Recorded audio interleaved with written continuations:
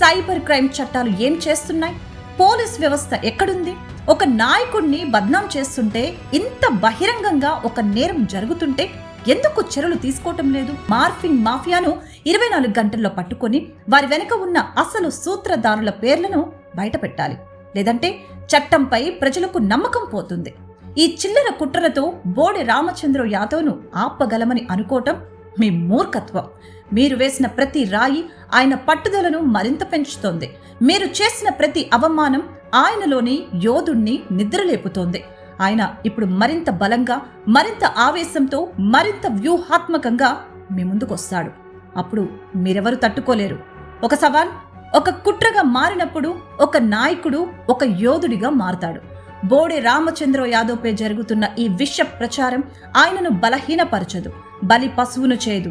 బదులుగా ఆయనను ఒక ఫెనిక్స్ పక్షిలా బూడిద నుంచి మరింత తేజస్సుతో పైకి లేచేలా చేస్తోంది. ఈ కుట్రల పుట్టను పగలకొట్టి ఆ విష సర్పాల తలల్ని తెంచే ఆ రోజు ఎంతో దూరంలో లేదు. ఆ రోజు ఏపీ రాజకీయాల్లో ఒక కొత్త అధ్యాయం మొదలవుతోంది. ఆ అధ్యాయానికి హీరో బోడె రామచంద్ర యాదవ్.